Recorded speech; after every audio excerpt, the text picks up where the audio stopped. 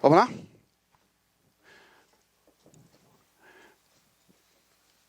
Com referência à situação hipotética acima apresentada, julgo os itens a seguir, vamos ver se nós fixamos bem esse conteúdo até aqui, estará configurado o denominado flagrante próprio, na hipótese de o condutor do veículo ter sido preso ao acabar de desfechar o tiro de revólver no PRF. Certo? Entendeu? Por quê? Quando estiver praticando a infração penal é próprio ou quando acabar de praticar. Como não teve perseguição, porque se tivesse aparecido aqui a perseguição, cairia no impróprio, não é isso? Então, verdadeiro. Julgo os itens a seguir relativo à prisão em flagrante 1.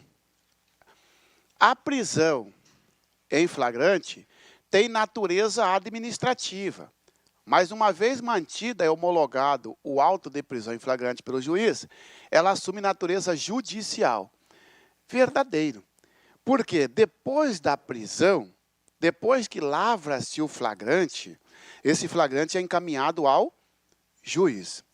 Certo? Hoje, essa questão, essa alternativa, teria que estar um pouquinho alterada, porque veja bem, a prisão em flagrante tem natureza administrativa, tem ainda. Mas uma vez mantido e homologado o auto de prisão em flagrante pelo juiz, ela assume natureza judicial. Hoje o sujeito, mesmo tendo a prisão homologado, ele não continua preso em flagrante. O juiz, para manter o sujeito preso, após a audiência de custódia, só se ele decretar a preventiva. Está certo aqui, porque aqui ele está imaginando, os senhores que fez a prisão em flagrante e a polícia registrou, está ainda na área administrativa, porque não é autoridade judicial, é autoridade administrativa. Depois que o juiz homologa, a prisão se passa, então, jurisdicional. Não sei, cara, acho que está ou está lá no carro. Dá uma olhada. 2. Ocorre o chamado quase flagrante é um flagrante impróprio. Porque é assim, quase que ele foi preso no local. Não foi preso porque saiu correndo. Ocorre o chamado quase flagrante quando, tendo o agente concluído os atos de execução do crime e se posto em fuga, inicia-se ininterrupta perseguição até que ocorra a prisão. Verdadeiro. Não interessa se vai ocorrer com um dia, com uma semana, com um mês. Verdadeiro, ok? Flagrante impróprio. Ele resolveu chamar de quase flagrante, é a mesma coisa. Flagrante impróprio, quase flagrante. Tá? Não há crime e, portanto, o agente não pode ser preso quando a preparação do flagrante pela polícia torna impossível a consumação desse crime. Verdadeiro. Crime impossível, súmula 145, aqui é o flagrante preparado. Tudo verdadeiro. 1, 2, 3, né? Ué. É para dizer se é verdadeiro ou falso. Verdadeiro, verdadeiro, verdadeiro. Julgue os itens a seguir acerca das prisões cautelares. Por completa falta de amparo legal, não se admite o flagrante forjado, que constitui, em tese, crime de abuso de poder, podendo ser penalmente responsabilizado o agente que forjou o flagrante. Verdadeiro. Jogar droga, né? Colocar arma na gaveta. Ocorre flagrante forjado quando o fato típico não foi praticado, sendo simulado pela autoridade policial com objetivo direto de incriminar alguém. Até aqui está certo? Está certo. Nesse caso, a absoluta ilegalidade e o responsável pelo ato responderá penal e administrativamente pela conduta. Verdadeiro, flagrante forjado. Flagrante retardado é aquele no qual a polícia tem a faculdade de retardar a prisão em flagrante, visando obter maiores informações a respeito da ação dos criminosos. Verdadeiro ou falso? Verdadeiro, isso mesmo, tá bom? Tá?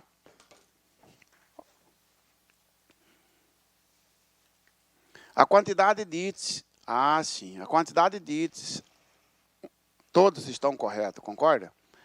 Isso aqui está referindo 1, 2, 3. Só não sei por que esse aqui veio para cá. Tá? 4 e 5. Na verdade, esse aqui veio de enxerido para cá, ó. Isso aqui é outra questão, tá? 5 itens corretos, todos os itens estão corretos, ok?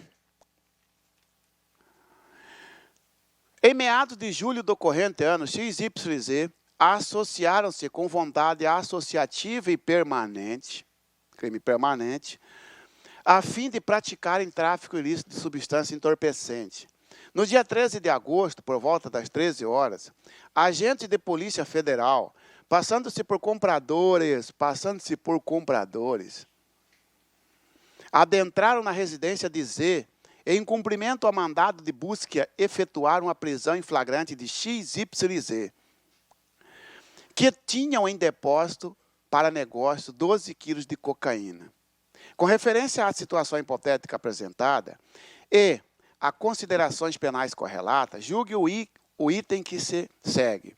Na situação em apreço, o flagrante deveria ser considerado nulo, por ter sido preparado ou provocado pelos agentes policiais e por não ter ocorrido nenhum ato de traficância. E aí, senhores? Errado. Errado em todos os sentidos, né? Ele entrou na casa porque passou por comprador, não é isso? Tá? Como o comprador pode? Porque ele estava mantendo em depósito. E o exercício dá aí, ó, que detinha em depósito. Beleza? Só por aí. E também está errado, pessoal, porque o sujeito está em estado de flagrante. Tá? E no estado de flagrante, porque a associação é um crime permanente. Ele também poderia ser preso, não pelo tráfico, mas pela associação. Aqui a questão explorou a questão do flagrante preparado para o candidato, levando o candidato a erro para dizer, não, foi ilegal a entrada dele porque entrou sob o subterfúgio de comprar. Verdadeira alternativa. Errado.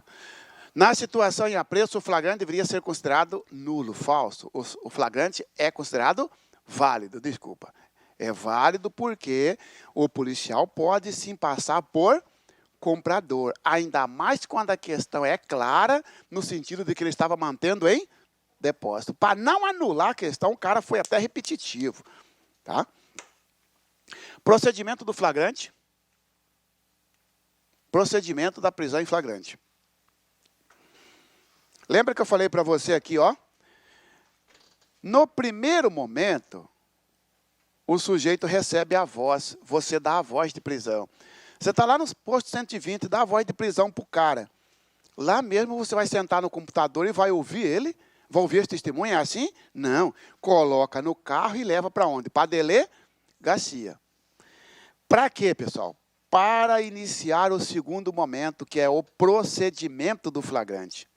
O que vai acontecer nesse segundo momento? É isso. Olha lá, ó.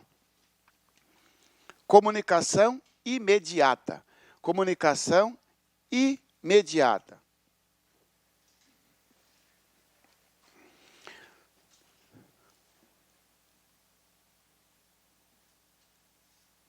Comunicação. Essa comunicação, ela tem que ser imediata. Se a prova falar para você, deverá ser comunicado em 24 horas. Comunicado imediatamente, não é em 24 horas, em até. Vai comunicar imediatamente quem? Juiz. Tá? Vai comunicar o juiz. Vai comunicar o MP. Juiz MP. Tá? Juiz, Ministério Público, família do preso. Ou pessoa por ele indicada.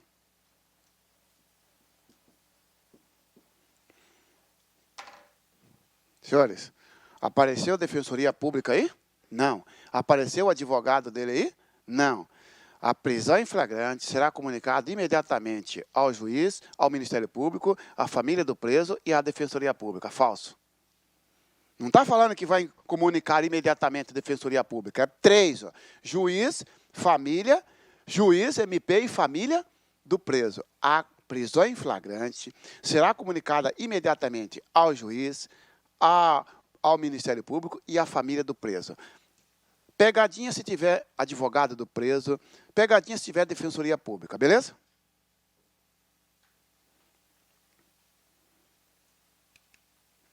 Informar. Outro procedimento, ou seja, aqui nessa segunda fase vai acontecer várias coisas, que não é nem mais com você, PRF, já é lá com a Polícia Federal ou com a Polícia Civil. Informar ao preso os nomes dos responsáveis pela prisão ou interrogatório. Lá a Polícia Federal já tem um modelo chamado assim, ó, garantias constitucionais. E lá vai estar o nome seu, que prendeu ele, e o nome do delegado e do escrivão que vai ouvi-lo. Beleza? Informar ao preso sobre seus direitos constitucionais. Informar ao preso sobre seus direitos constitucionais. O preso em flagrante não tem direito constitucional. Claro que tem. Quais são os direitos constitucionais dele? Básico. Direito ao silêncio. Se você quiser colocar aqui, entre parênteses, direito ao silêncio, assistência jurídica, assistência familiar.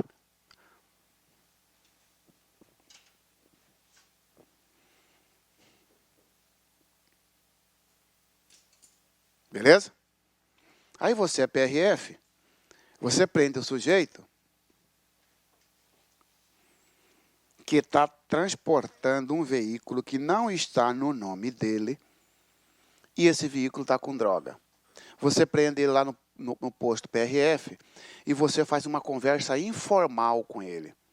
Fala a verdade para mim aqui e tal, você não está sendo nem lá, isso que você falar aqui, fica tranquilo, vai ficar entre nós. Ó. Você sabia ou não sabia que estava trazendo droga? Porque no início ele falou para o policial, para você, que não, eu fui contratado para levar esse carro lá em Cuiabá, estou desempregado, sou motorista, o cara foi para levar. Entendeu? E que era para entregar lá no atacadão que o comprador ia pegar lá. Me pagou R$150 para levar lá. O policial falou assim, mas fala a verdade, você sabia ou não sabia? Tá bom, eu sabia que era droga. O PRF está gravando isso. Caiu no CESP mais ou menos assim. Ó. Ao efetuar a prisão em flagrante de determinada pessoa, o policial, em conversa informal, gravou o preso. Ponto. Ao chegar na delegacia, após ter conversado com seu advogado, o preso negou a autoria do crime. Ponto. O áudio gravado foi juntado no inquérito e depois juntado no inquérito que instruiu o processo. Ponto. Tal prova é ilícita. Exatamente, a prova é ilícita. Por causa desse aqui, ó, tem que informar ao preso os seus direitos constitucionais. Dentre eles, o direito de não produzir prova contra si. O policial induziu. Não, fala aí que daqui vai ficar só entre nós. Tá bom? 4. Ouvir o condutor. Ouvir o condutor. Tá bom? Senhores, a primeira pessoa a ser escutada vai ser o condutor. Está lá no PRF, lá no posto, você e mais 2 PRFs. Os 3 vão para a delegacia. Né? Vamos supor, um vira condutor e 2 vira testemunha. Um é condutor. Condutor é aquele que leva o preso e se apresenta para o delegado. Aí, delegado, esse cara aqui foi preso por tráfico de drogas, assim, assim, assim, assim. E o delegado vai escrever o que ele tem a dizer. Beleza?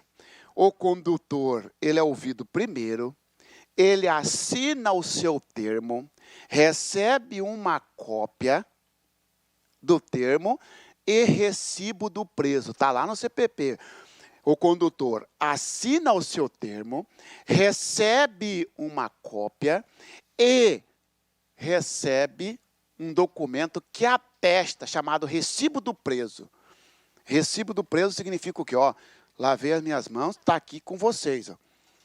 Entendeu? Por que eu estou dizendo isso? Porque pode aparecer na prova para você assim, ó. Sob a prisão, julgue os itens seguintes. O procedimento do flagrante consiste em oitiva do condutor, das testemunhas e depois do preso, assinando cada um ao final. Falso. Está dizendo que depois que todos eles, preso, testemunha, condutor, testemunha e preso, assina, depõe, é que vai assinar. Não é assim, ó. Esse aqui deu depoimento, assina. Esse aqui deu depoimento, assina. Antigamente era, o condutor dava o depoimento, tinha que ficar lá. Você, PRF, tinha que ficar lá esperando. Todo mundo ser ouvido para você voltar na sala do delegado e assinar. Agora não. Entendeu? Agora você volta para o seu posto. O preso, você foi ouvido 9 horas e o preso foi ouvido só 3 horas da tarde. Problema dele. Entendeu? Você já voltou para sua casa, para o seu posto, tá? Depois do condutor, ouvir as testemunhas. Ouvir as testemunhas. Coloca aí. Senhores, quantas testemunhas? No mínimo 2, né? CPP não coloca quantidade, mas presume-se que ele coloca no mínimo 2, porque ele falou ouvir as testemunhas. Senão ele ia dizer ouvir a testemunha. Não é isso? Que nem caiu. O auto de prisão em flagrante só será válido se conter a assinatura de no mínimo 3 testemunhas. Quem falou? 2 já é plural, e ele fala testemunhas. Não é isso? Ouvir as testemunhas. Coloca. Observação. Em caso de haver uma testemunha, porque tem que ser 2, não tem? Isso só tem uma, só tem você e outro PRF no posto. Então, e agora? A prisão é inválida. Não. Em caso de haver uma testemunha, o condutor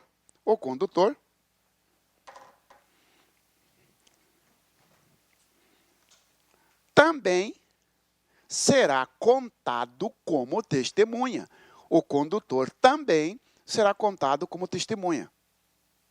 Senhores, só tem 2 no posto. Você é condutor e testemunha. Tem 3. Você é só condutor e os outros 2 são testemunhas. Beleza? Aí, essa é a observação 1. Observação 2. Não havendo testemunha,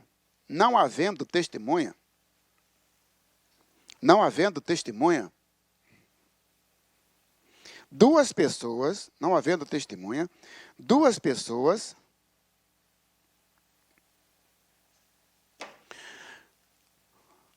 assinarão comprovando a entrega do preso ao delegado. 2 pessoas assinarão comprovando a entrega do preso ao delegado.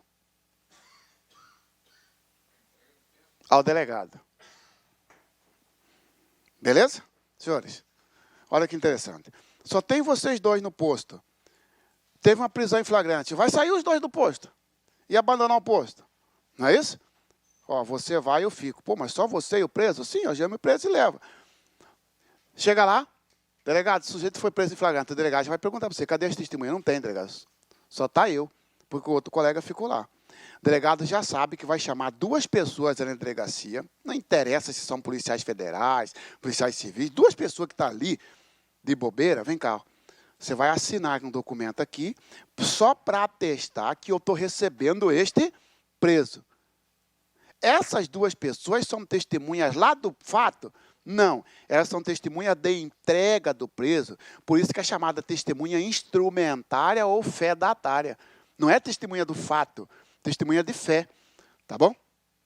Aí o cara vem na prova e coloca para você, a ausência de testemunhas da prisão torna nulo o flagrante. Não.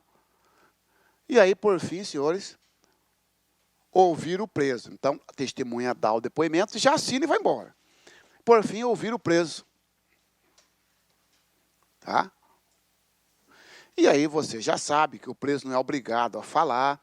O preso tem um direito constitucional, porque informar ao preso seus direitos constitucionais. Ele fala se ele quiser.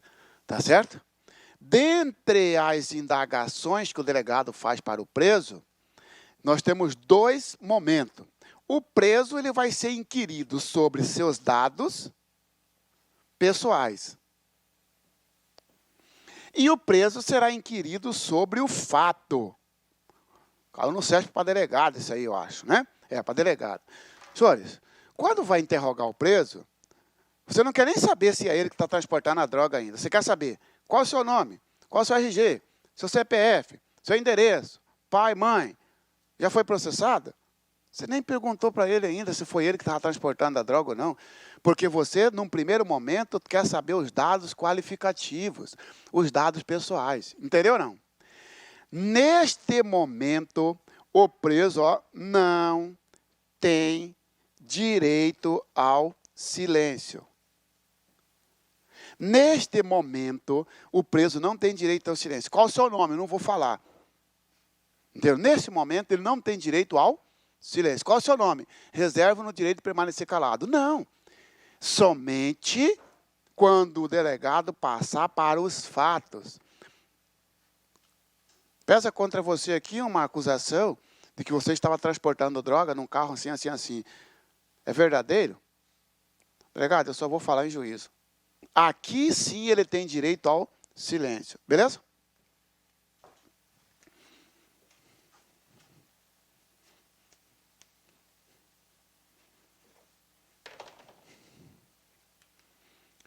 Dar nota de culpa. Senhores, o preso tem que assinar o depoimento dele, tá? O preso tem que assinar o depoimento dele. Coloca aí. Se não puder,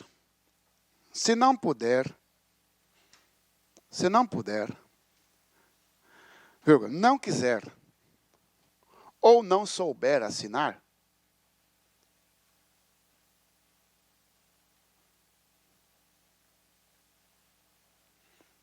duas pessoas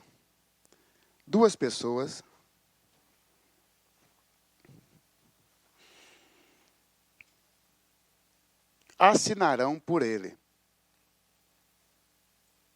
Não vai colocar o nome dele, vai colocar o nome mesmo. Chamou eu para assinar por ele, Marcelo Xavier da Neve e o nome dele. O CPP, os que vão atuar depois já sabem que aqueles dois que assinaram não são testemunhas lá do fato, não são testemunha da entrega. Só é porque o preso se recusou a assinar o seu depoimento e a nota de culpa, ou a nota de culpa, tá bom? Dar nota de culpa.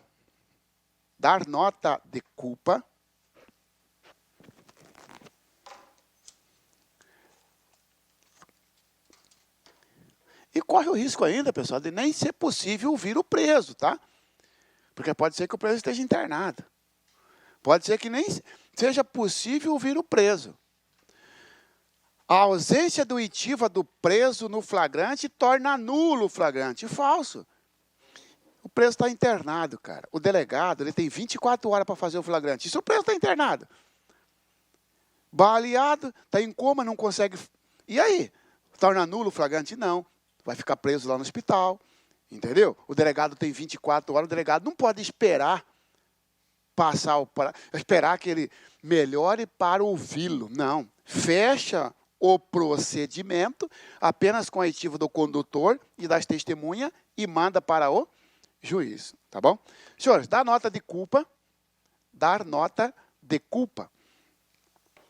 Aquele policial lá que matou o cara lá no zero, entendeu? Aquele lá, até hoje não foi ouvido, cara. Ele ficou internado, pô. Entendeu? Que foi baleado, foi internado. E o flagrante dele foi feito, foi homologado. Já está em liberdade. Entendeu? Dar nota de culpa. Coloca aí, ó. Documento onde constará motivo da prisão, documento onde constará motivo da prisão, vírgula, nome do condutor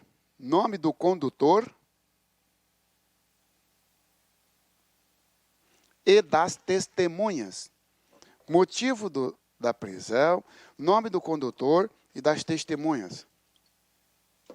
Então, esses são os 3 elementos que tem que ter na nota de culpa. Prazo. A nota de culpa deverá ser dada em até 24 horas da prisão. Qual que é o prazo para dar a nota de culpa? Que documento é esse? Esse é um documento que é entregue para o preso. Tá? O preso tem o direito de receber um papel chamado nota de culpa, onde vai estar constando 3 coisas. Por que ele está preso? Ah, foi preso em flagrante pela prática do crime descrito no artigo tal, tendo como condutor José e testemunhas Pedro e Maria.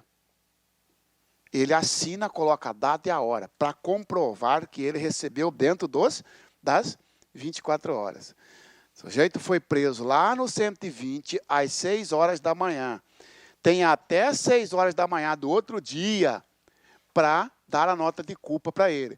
Você prendeu ele às 6 horas da manhã, você, PRF, só foi ouvido meio-dia na Polícia Federal. E agora, hein? A nota de culpa pode ser dada até meio-dia do outro dia ou até 6 horas? Até 6 horas, porque não é a contar da sua oitiva, condutor, é a contar da prisão, tá bom? E se o preso não quiser assinar a nota de culpa, não quer receber? É a mesma coisa que você colocou. 2 pessoas que tenha ouvido a leitura do auto, vai assinar por ele. Tá? Encaminhamento do auto de prisão. Agora, já tem todo documentado, né? Já tem aqui o depoimento do condutor, das testemunhas, já tem a oitiva do preso, se possível, já deu nota de culpa, tem um amontoado de papel agora. Agora você manda tudo para quem? Para o juiz, olha lá. Ó. Encaminhamento do auto de prisão ao juiz, prazo em até 24 horas. Mas para aí, de novo, nós vamos encaminhar de novo para o juiz? Porque você já encaminhou para o juiz, não encaminhou? Não, você não encaminhou. Você apenas comunicou. Nem é você, na verdade. Quem comunicou foi o pessoal dessa aqui, ó, da segunda fase. Então, cuidado, pessoal. Encaminhamento é uma coisa. Comunicação é outra coisa. Na comunicação, 3 pessoas recebem. No encaminhamento, olha só, encaminhado ao juiz e à Defensoria Pública, IADP. Defensoria Pública, ao juiz e à Defensoria Pública. Coloca aí, depois, na Defensoria Pública, ó, a Defensoria Pública, vírgula, se o preso não informar o nome, se o preso não informar o nome do seu advogado, se o preso não informar o nome do seu advogado. Se o preso não informar o nome do seu advogado. Qual que é o prazo para remeter à Defensoria Pública? Até 24 horas da prisão. Então, você tem, ó, 24 horas aparece 3 vezes no flagrante, ó. 24 horas para dar nota de culpa, 24 horas para encaminhar o auto de prisão ao juiz e a documentação, 24 horas para encaminhar uma cópia para a Defensoria Pública. Para a Defensoria Pública, é obrigado? Não. Somente se o preso não informar o nome do seu advogado. Para o juiz é obrigado? É. Tendo ou não advogado, é obrigado mandar para o juiz. Para a Defensoria Pública, só se ele não tiver advogado, ok? Tá?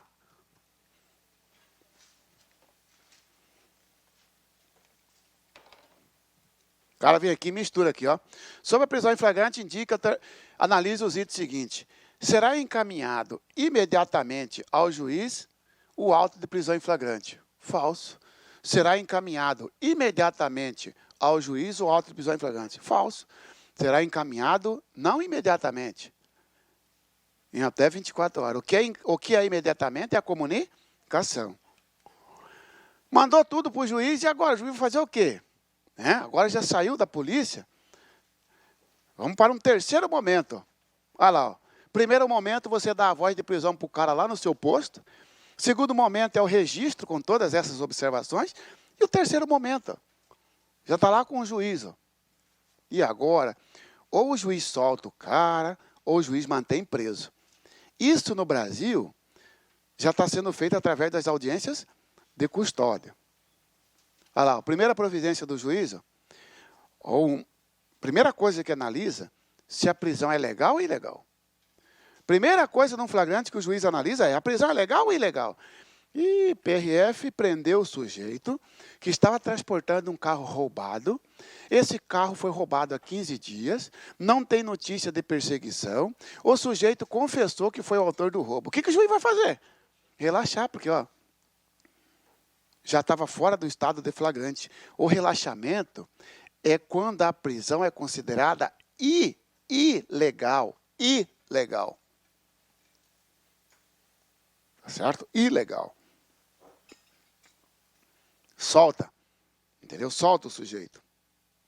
E aí, beleza, né? Solta ele e ele não vai responder por nada. Não tem nada a ver, senhores. Uma coisa ele responde. Uma coisa é a liberdade. Uma coisa é ele responder o inquérito, responder o processo, inclusive ser condenado. Entendeu? Ou então ele sai da delegacia, faz uma festa, no outro dia recebe a policial lá para prender. Mas não, para aí, pô. O juiz me soltou ontem, é verdade, se soltou ontem. Só que decretou a sua preventiva, decretou a temporária.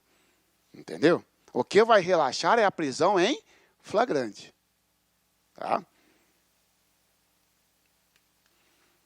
Converter, ou então pode decretar na mesma hora, tá? Geralmente o juiz faz isso. Diante da ilegalidade, relaxa a prisão, ponto. No entanto, verifico que estão presentes os requisitos da prisão preventiva e vem embora. Entendeu? Relaxa a prisão e decreta a preventiva. Aí você vai discutir, a defesa vai discutir se podia ou não decretar de ofício na fase de inquérito, aí já é outra coisa. Converter a prisão em flagrante em prisão preventiva. Converter a prisão em flagrante em prisão preventiva quando não for possível, aplicar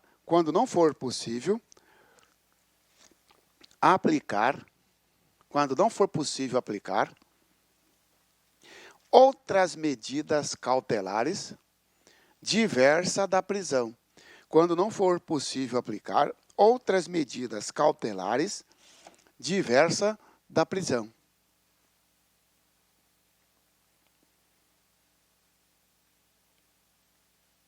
Você prendeu o cara ontem por tráfico de drogas, ou por roubo, por receptação, que a prisão é legal, tá? Daqui 3 dias você volta para o posto de novo, adivinha quem passa lá? O cara que você prendeu. Para aí. Esse cara aí eu prendi em flagrante. E você dá uma olhada no site do tribunal, do Poder Judiciário, está lá que a prisão era legal, então ele não teve a prisão relaxada. E mesmo assim está solto? Tá. Por quê? Porque o juiz não converteu. O sujeito que é preso em flagrante, atualmente, ele é preso em flagrante, vai para o juiz e o juiz, ou ele solta o cara, ou ele mantém o sujeito preso, só que preso preventivo. Por isso que fala converter o flagrante em preventiva. Porque ou ele solta ou mantém preso. Soltar de 2 formas. Através do relaxamento ou através da liberdade provisória, que nós vamos ver agora. Senhores, teve a prisão, vai para o juiz vai ou mantém, ou solta, ou mantém preso, senhores. E analisa primeiro a possibilidade de soltar.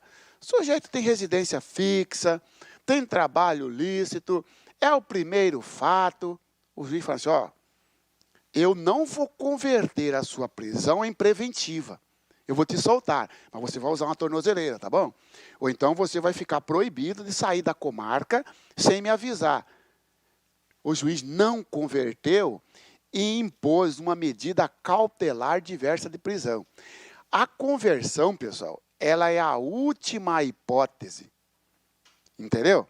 Para o juiz converter um flagrante em preventiva, ele já esgotou essa possibilidade. Ele olhou de todo jeito para ver se solta o cara. Não teve jeito. O cara já torou a tornozeleira uma vez. Agora caiu de novo.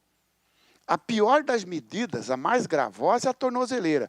Ele violou a mais gravosa, não tem jeito senão manter ele preso. Aí converte, ok?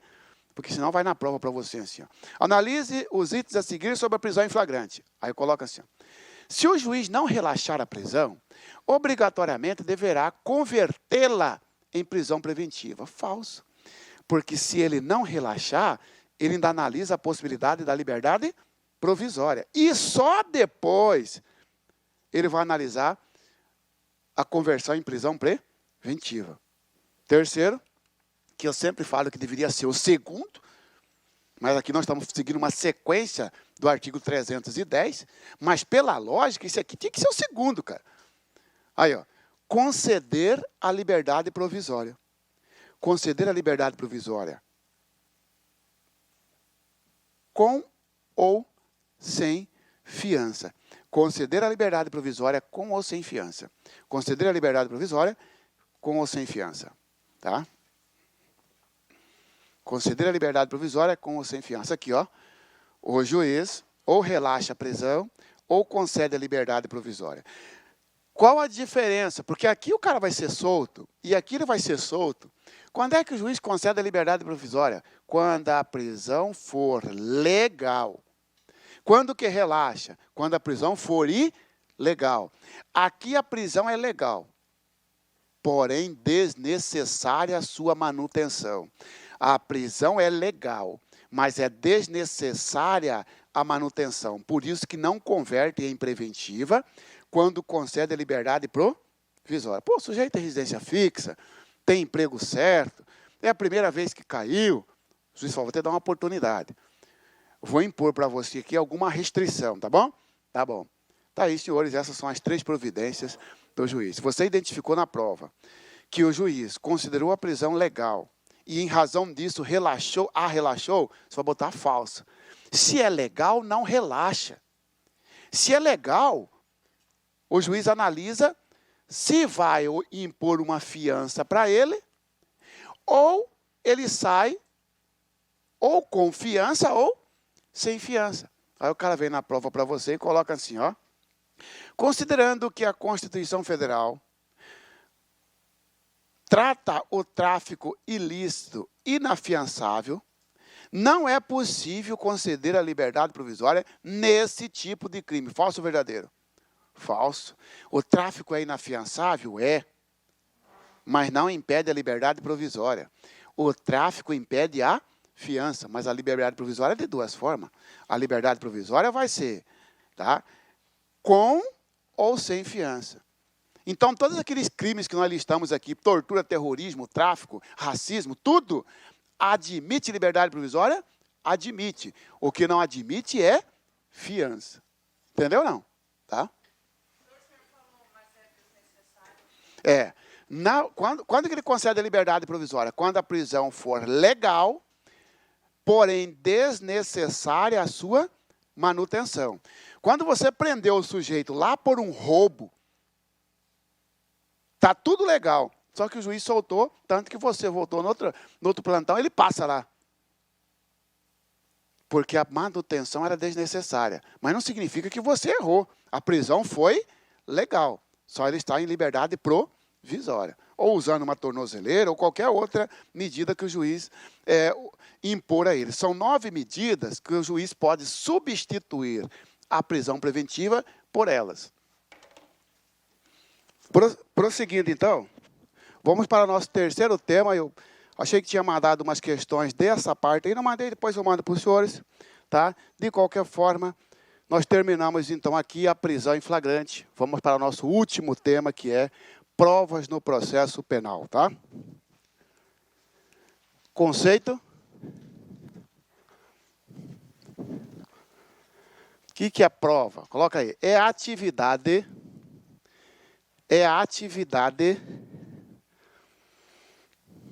desenvolvida pelas partes,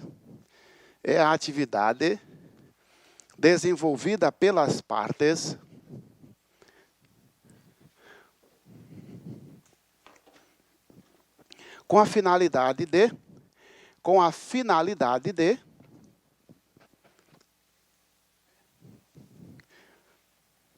convencer o julgador,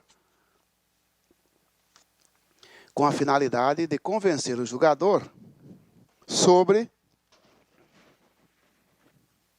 determinada alegação. Sobre determinada alegação.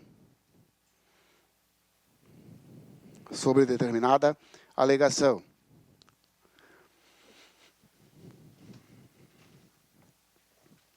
Senhores,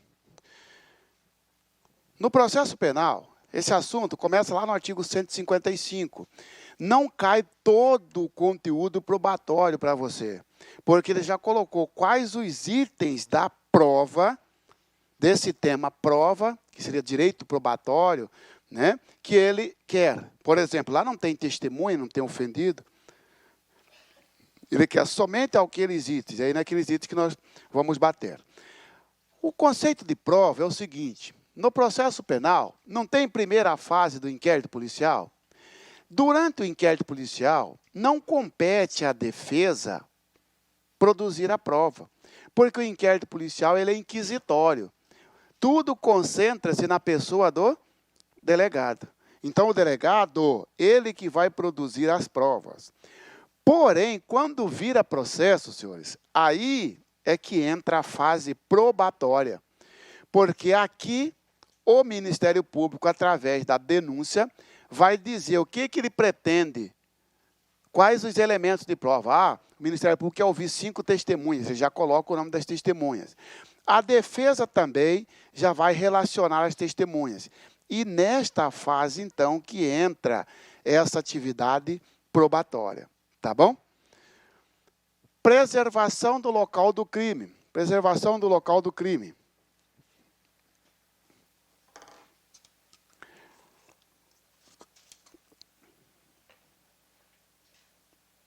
Para que, coloque assim, para que não haja prejuízo,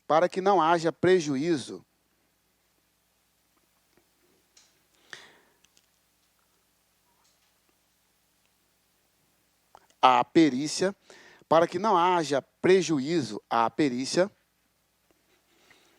a autoridade policiais ou seus agentes, a autoridade policial ou seus agentes, deverá providenciar para que o local do crime, seja preservado.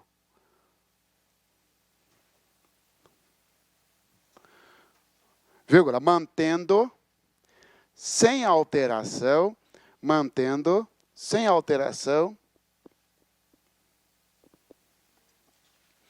o estado das coisas.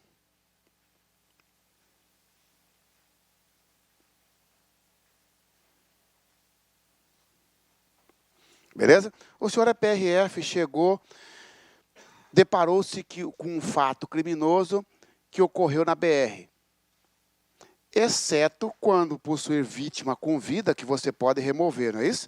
O CTB não fala que se tiver vítima com vida, pode remover para salvar. Mas se tiver, o que faz? Preserva o local do crime até a chegada dos peritos. No que tange, o CTB ainda fala que poderá desobstruir a via, mas mantendo-se em croquis. Você faz um desenho para depois servir de perícia. O CPP, ele não faz uma ligação exatamente com o CTB. Quando se fala em preservação do crime aqui, ó, ele diz o seguinte: teve um crime, o local deve ser passado a fita e preservado. Tá? No inquérito policial, tem um item que até diz o seguinte, que a autoridade policial, assim que tomar conhecimento do fato, lá no artigo 6º, deverá dirigir-se para o local e preservar para que não se altere o estado das coisas. Por quê, senhores? Porque se limpa o sangue aqui, por exemplo, se altera as cadeiras, no caso do homicídio, isso pode atrapalhar a perícia, tá bom? Então, qualquer agente ou qualquer autoridade policial que se deparar com um flagrante delito, onde tenha corpo de delito, a primeira coisa que ele faz é recolher o material falso, preservar o local do crime. Requisitos e ônus da prova. Requisitos e ônus da prova. Coloca aí, ó. O ônus da prova O ônus da prova cabe a quem alegar. O ônus da prova cabe a quem alegar, vírgula. Podendo o juiz determinar a produção de provas,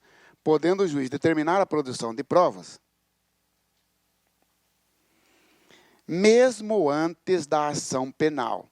Podendo o juiz determinar a produção de prova, mesmo antes da ação penal,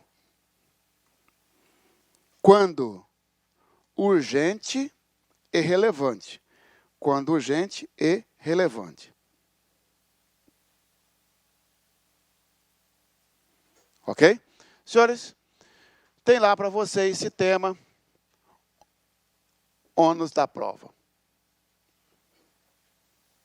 Tá? Senhores, ônus é encargo. E no CPP fala o seguinte, quem atua no CPP? Quais são os personagens de um processo?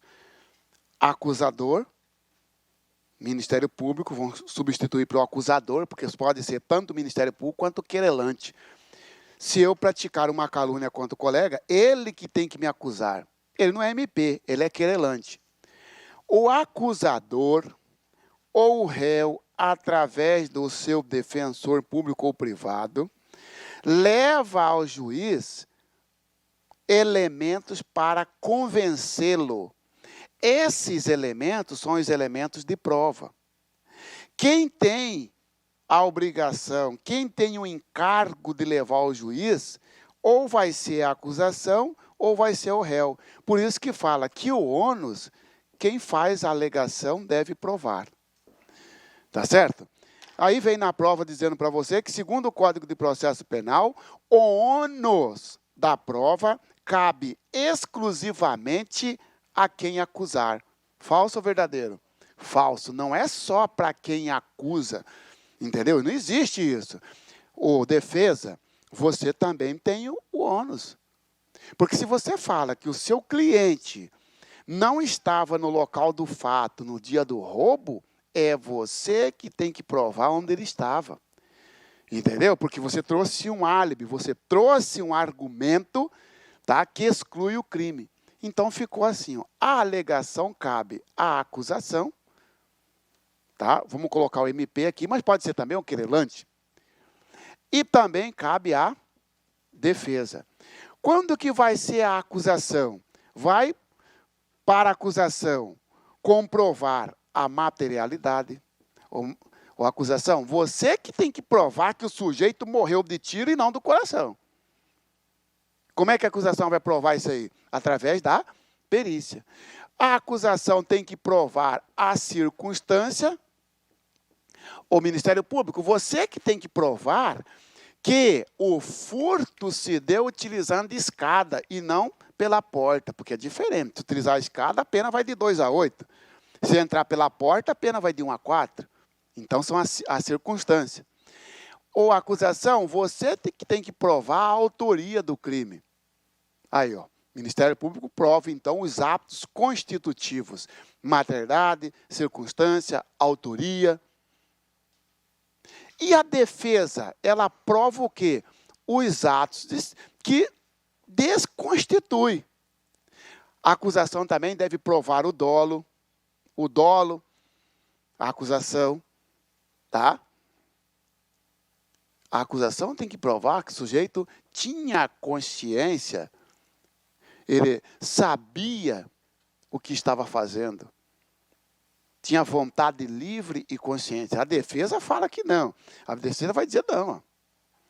Eu não sabia. O sujeito que saiu com menor de 14 anos, por exemplo, com 13 anos, relação consentida, estupro de vulnerável. O Ministério Público, você que tem que provar que ele sabia que ela tinha 13 anos. Porque a defesa vai dizer, realmente ele saiu.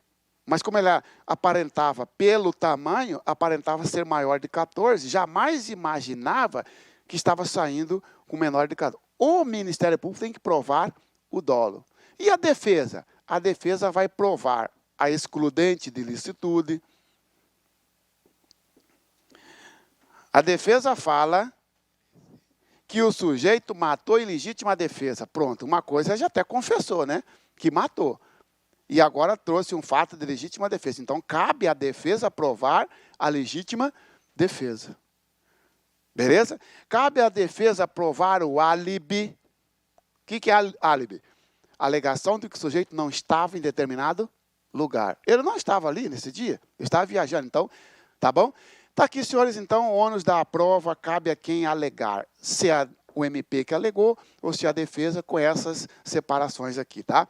Que a gente já caiu na prova que, considerando que o Brasil adota o sistema acusatório, e nós sabemos que toda questão tem uma parte verdade e outra mentira, né? Considerando que o Brasil adota o sistema acusatório, é verdade, o Brasil adota o sistema acusatório.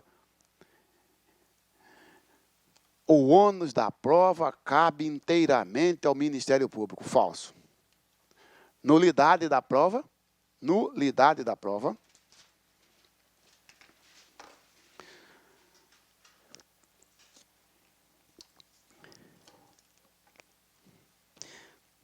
É inadmissível, coloca assim, é inadmissível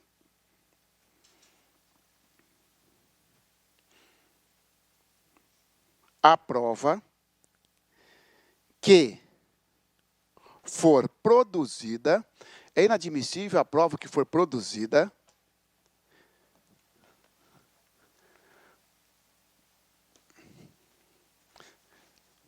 de forma ilícita, vírgula, devendo ser declarada nula pelo juiz. Devendo ser declarada nula pelo juiz. Devendo ser declarada nula pelo juiz. Vírgula. Desentranhando-se dos autos. Desentranhando-se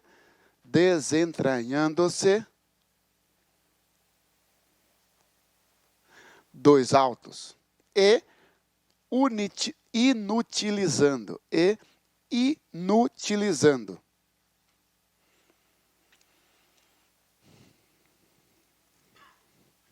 Senhores, uma prova, ou ela vai ser válida, ou ela vai ser inválida. Quando é que uma prova é válida? Quando ela for lícita. O réu confessou o crime. Confessou porque quis. Ninguém torturou. Essa prova é lícita ou ilícita? Ilícita. Ah, mas ele não era obrigado a confessar. Ele não tem o direito ao silêncio? Tem. Para que ele confessou? Entendeu? Confessou porque quis. É prova lícita. E o sujeito confessou porque ele foi torturado psicologicamente. Entendeu? A prova é inválida se ela for considerada ilícita. E o que acontece que uma prova ilícita, ela é declarada nula. Por isso que vem a nulidade da prova. A prova ilícita, o juiz a declara nula. E ela é nula, significa que é inadmissível. Sim, mas e daí? O que acontece com uma prova inadmissível? O examinador coloca lá, mantém-se nos autos, mas não poderá ser utilizado. Uma prova declarada nula não pode ser utilizada na sentença condenatória, vírgula. Porém, poderá ser mantida em autos apartados. Errado. O que é manter em autos apartados? Você tem um processo e você marra um fio em outro processo. Fica aí, um pendurado ao outro. Esse aqui é nulo. Só não pode utilizar, mas tem que deixar aqui. Não. A prova inadmissível, ela é desentranhada. Então, se cair para você a prova declarada nula, será mantida no gabinete do juiz para eventual consulta. Negativo. Ela é desentranhada. E é inutilizada, queimada, destruída. Tá bom? Provas ilícitas. Provas ilícitas. É aquela, o que é uma prova ilícita? É aquela produzida em ofensa à Constituição Federal, é aquela produzida em ofensa à Constituição Federal, é aquela produzida em ofensa à Constituição Federal,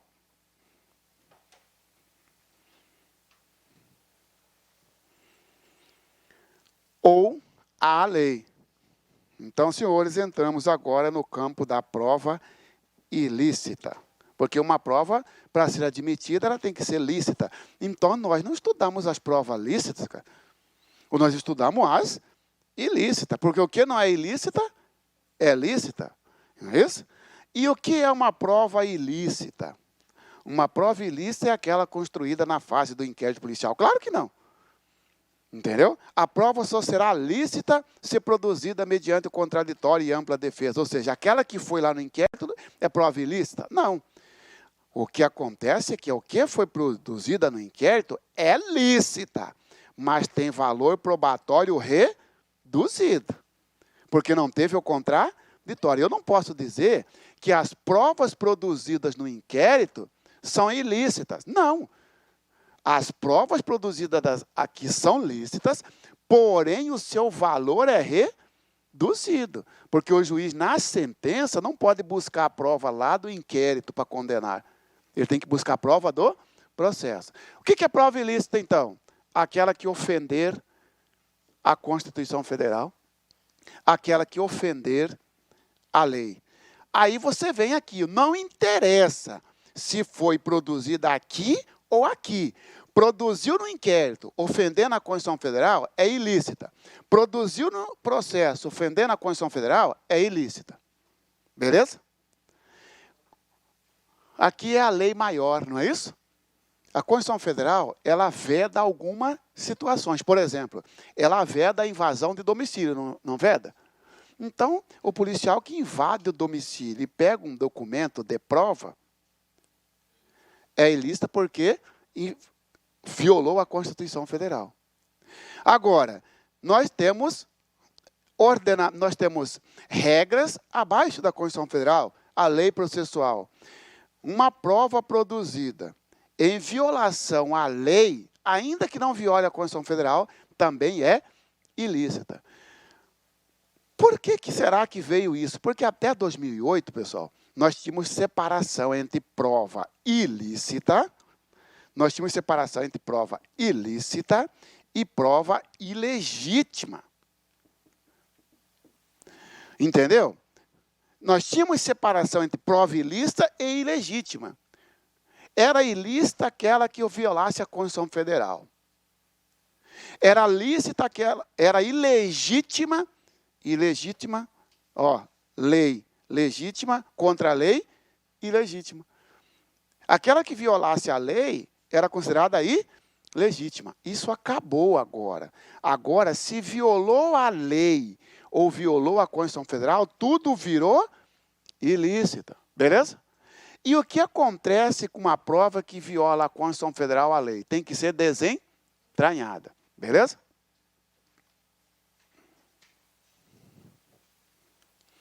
Prova ilícita por derivação. Prova ilícita por derivação.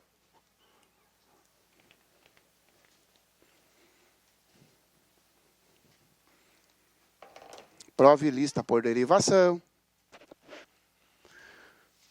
Coloca aí barra. Fruto, pode cair isso para você, fruto da árvore envenenada, né? Envenenada. Fruto da árvore proibida. Fruto da árvore envenenada. Fruto da árvore proibida.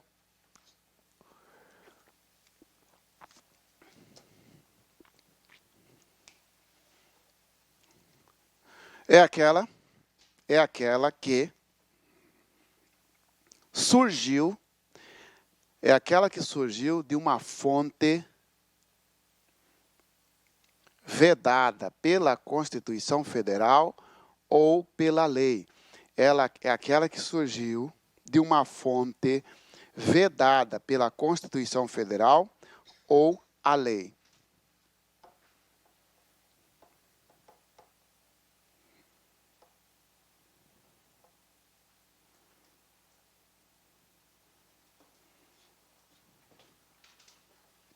Beleza?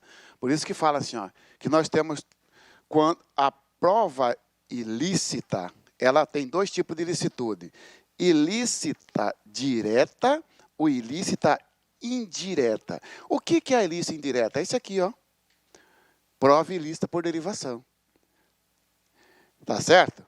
Porque a fonte é de onde nasce a prova. A prova é proveniente de alguma coisa. Confissão é uma prova. Nasceu do quê? Beleza? A busca e a apreensão é uma prova. Nasceu do quê? Senhores, às vezes, diretamente a prova já é ilícita. Você quer ver? Imagina que tem um tribunal do júri hoje. Hoje, então, tem um tribunal do júri. O Ministério Público vai e pediu para juntar uma prova ontem. Ontem foi juntado um documento. Não é isso? E foi usado no júri hoje. Para aí, ó. Essa prova é ilícita direta. Ela não tem nenhuma fonte, ela é ilícita. É proibido utilizar prova no júri que não tenha sido juntado com 3 dias de antecedência. Ele juntou ontem. Agora, tem prova, pessoal, que ela só é ilícita porque ela nasceu de algo errado. Essa é a chamada prova ilícita por derivação. Prova ilícita por derivação é aquela que a prova é ilícita porque surgiu de algo ilícito. Por exemplo, confissão. A confissão dada mediante tortura, aqui, ó, eu só confessei por causa da tortura. A tortura foi a origem da confissão. Se ela é a origem, ela é o quê? A fonte. Olha que veio. Olha aqui. Confissão mediante tortura é uma prova ilícita por derivação. Beleza? Confissão mediante tortura é uma prova ilícita por derivação. Vou te dar um outro exemplo de prova ilícita por derivação. A polícia quer descobrir onde é que... Não teve uma operação chamada Operação Sangria? Na semana retrasada, por aí, Operação Sangria, dos médicos lá. Imagina os senhores que a polícia quer os documentos, cara. A polícia está doida atrás dos documentos chamados contratos. Contratos entre os hospitais e essa empresa. Está doido, quer achar. Imagina que o policial vai, invade a casa de um funcionário daquela empresa que deu origem à Operação Sangria. O policial invade sem ordem judicial e acha ali um documento onde aponta o local onde os contratos sociais encontram. O que o policial vem e faz? Vem e faz uma busca dos contratos. Essa busca ela foi precedida de uma invasão. Senhores, esses contratos são provas, tudo que a polícia pedia. Se a defesa conseguir comprovar que o endereço onde foi realizada a busca só foi possível graças a uma invasão, e a invasão, a busca não tem que ter, essa invasão anterior não teria que ter uma ordem judicial? Ó, o contrato é uma prova ilícita por derivação, porque essa busca foi ilegal. Mas essa busca não tinha ordem do juiz? Tinha, mas ela só foi possível graças a uma ilicitude anterior. Prova ilícita por derivação é o efeito cascata, entendeu? Ou seja, ela originou de algo errado. Outro exemplo, você tem uma escuta ilegal. Você tem uma escuta ilegal. Na escuta, eu estou conversando com ele e eu combino com ele onde está guardada, estão guardados certos documentos ou certas provas. O que a polícia vai fazer? Pega e faz uma busca, cara. Faz uma busca aí, ó. A busca só foi possível graças a uma interceptação, uma escuta aí legal. Esses documentos encontrados na busca são considerados prova ilícita por derivação. Beleza? Foi o que aconteceu aqui no Mato Grosso com a Operação Madonna, do posto de combustível. Só foi possível fazer a busca graças a uma interceptação autorizada pelo juiz. Verdade. Só que verificou, senhores, que o que possibilitou a busca, o diálogo, não tinha mais, já estava depois dos 15 dias. Para aí, ó, qual é o prazo para você interceptar alguém? 15 em 15 dias. Você tem que ter ordem judicial. Daí o STJ entendeu que não, para aí, ó, essa operação aqui é nula, porque a busca se deu com base numa interceptação fora do prazo. Prova ilícita por derivação. Moral da história, na prova ilícita por derivação, se você apagar isso aqui, ó, se você apagar a fonte, você não consegue descobrir se ela é ilícita ou não. Cara, teve ordem judicial? Teve. Foi cumprida durante o dia? Foi. Então, o mandado de busca era certo? Tinha um endereço? Sim. Então, o que tem de errado aqui? Nada. Porque, olha só, a busca e apreensão teve ordem judicial, a busca e apreensão foi cumprida durante o dia, a busca e apreensão cumpriu todas as formalidades, teve duas testemunhas. O que tem de errado aqui? Nada. A prova ilícita por derivação, você só descobre se ela é errada se descobrir que a fonte está errada, ok? O que acontece com uma prova ilícita por derivação? A mesma coisa da ilícita direta, deve ser desentranhada. A admissibilidade da prova ilícita, ou seja, quando que pode uma prova ilícita ser utilizada? Né? Quando que uma prova ilícita passa a ser lícita?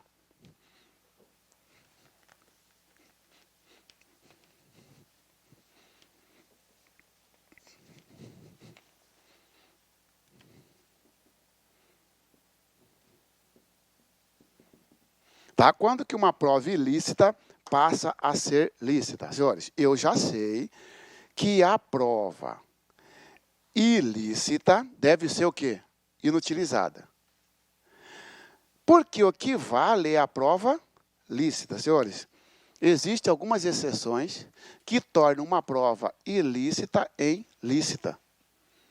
E aí vai para você no exame assim. Sobre a prova, analise os itens a seguir. A prova considerada ilícita, em hipótese alguma, será utilizada no processo. Verdadeiro ou falso? Falso.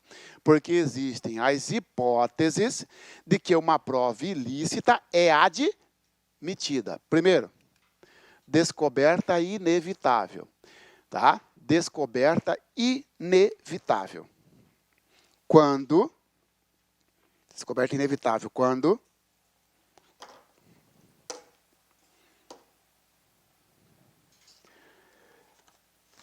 Quando a prova considerada ilícita, quando a prova considerada ilícita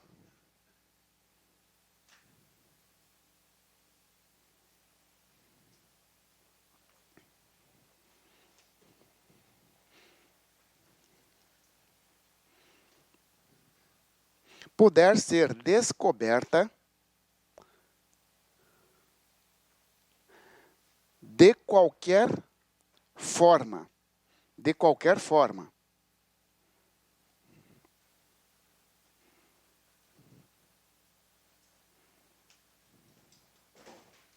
Senhores, palavra inevitável significa, ó, não tem jeito, é inevitável.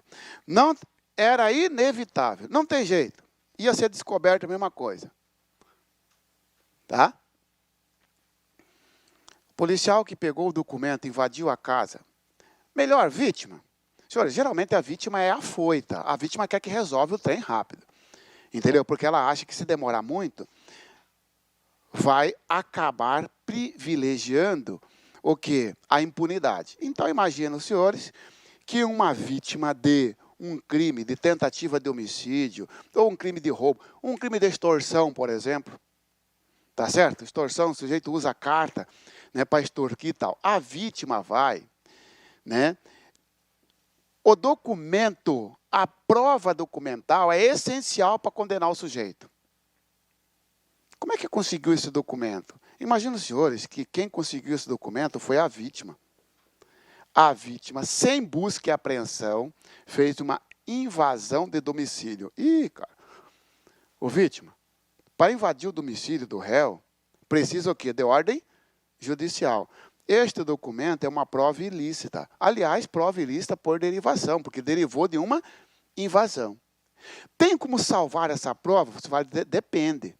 Imagina os senhores que a polícia já tivesse em mãos um mandado de busca. A polícia tem um mandado de busca para aquele documento.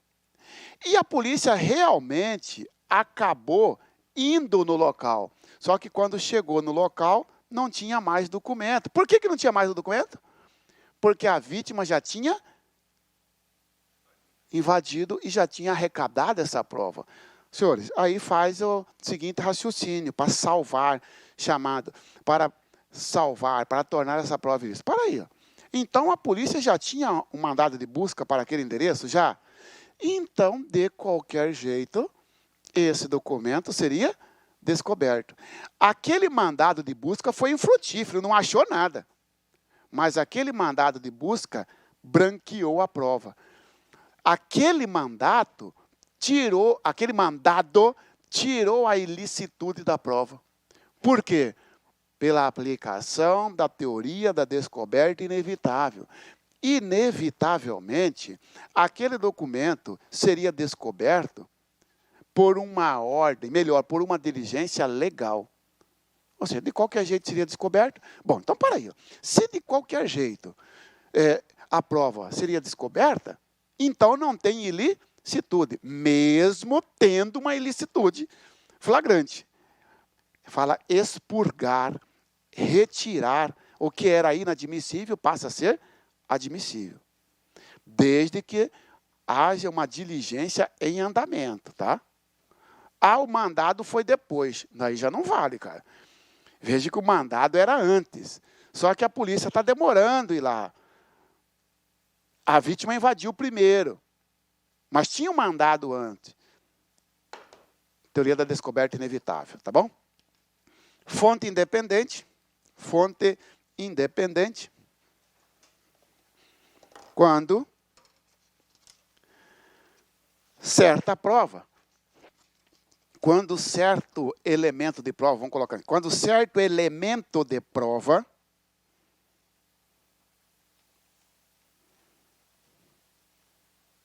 apresentar mais de uma fonte. Quando certo elemento de prova apresentar mais de uma fonte. Vírgula. Basta que uma dela o quê? Fonte. Uma delas, você coloca entre parênteses, fonte, seja lícita. Seja lícita. Basta que uma delas, ou seja, a fonte, seja lícita. E sem ligação com a fonte ilícita. E sem ligação com a fonte ilícita.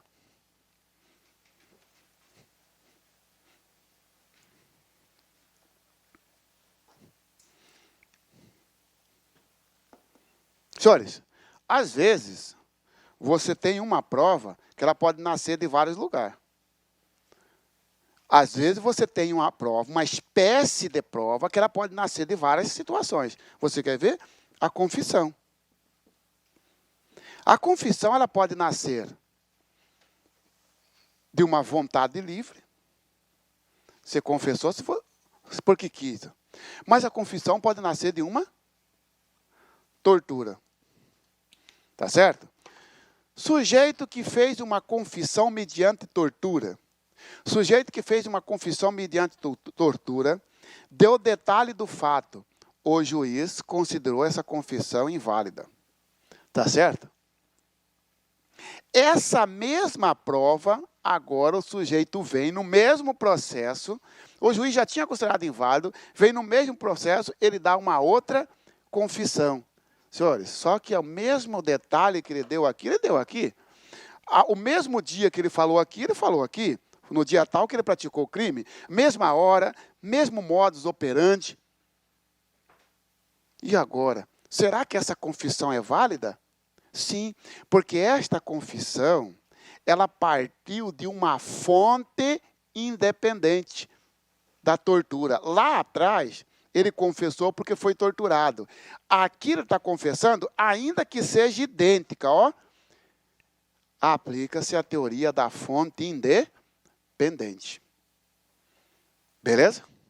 Ou porque é descoberto, ou porque era possível a sua descoberta de qualquer forma, ou porque nasceu de uma fonte independente. A prova, o que é ilícita, passa a ser lícita. E aí também, a outra possibilidade de utilizar uma prova ilícita é para beneficiar o réu. É possível uma prova ilícita para benefício do réu? Sim. Você está sendo processado por um homicídio, você sabe que a arma do crime está na casa dele. Entendeu? O sujeito que você matou, o sujeito que está sendo acusado de matar, ficou com o projétil. Retirou o projétil. Então, basta encontrar a arma, cara. Você sabe que a arma está na casa dele. Você invade a casa dele, pega a arma e entrega para a perícia para fazer o confronto balístico. Opa, para aí, pô. Você teve uma invasão de domicílio, você não teve busca e apreensão? Está valendo. Por quê? Foi para beneficiar o réu. Entendeu?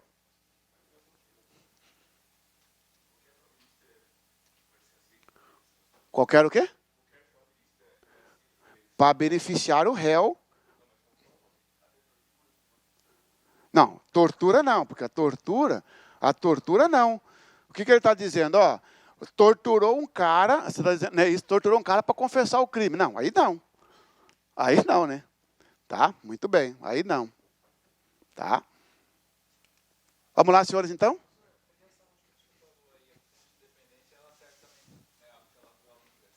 Não.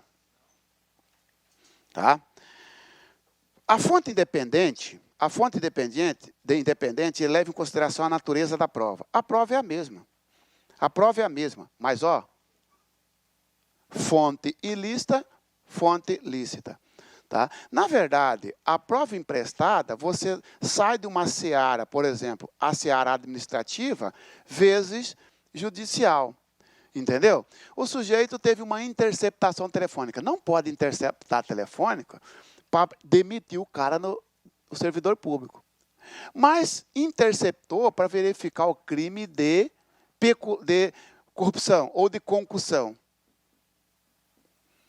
Pode o juiz criminal emprestar essa prova, os diálogos para cá? Pode. Mas a fonte foi uma só, pô. Qual que é a fonte? Interceptação. Fonte independente, ele tem que levar sempre em consideração duas fontes. Uma errada, outra certa. Uma ilícita, outra certa. E não pode ter ligação com uma aqui, ó. Por isso que quando a fonte se liga, tudo é emprestado. Se uma fonte ligar a outra, já era. E às vezes liga. Qual que é, da onde que nasceu tudo? Nasceu de uma interceptação ilegal. Da interceptação ilegal, foi possível descobrir uma testemunha. Olha aí, ó. Da interceptação ilegal, foi possível fazer uma busca e apreensão. Essas fontes estão ligadas. Se ela estiver ligada, vem o efeito cascata. Essa é declarada nula, essa é declarada nula, essa é declarada nula. Por isso que tem que ser a fonte independente. Tá? Vamos ver isso aqui? PRF, a prova declarada inadmissível pela autoridade judicial, por ter sido obtida por meios ilícitos, deve ser juntada em autos apartados. Dois principais. Não podendo servir de fundamento à condenação do réu. Falso. A prova declarada inadmissível pela autoridade judicial deverá ser desentranhada e destruída. E não juntar em auto apartado. O que é auto apartado? Você tem um processo com 150 folhas e deixa ele em outro processo apartado. Não, tem que ser destruído. Senhores, reconhecimento de pessoas ou coisas. Na próxima aula só pede para eu falar disso aqui, ó. Teoria da descontaminação, que eu botei aqui e não vai dar para falar, tá? Antes de eu falar desse, fala da teoria da descontaminação, que o CESP gosta. Clique-claque.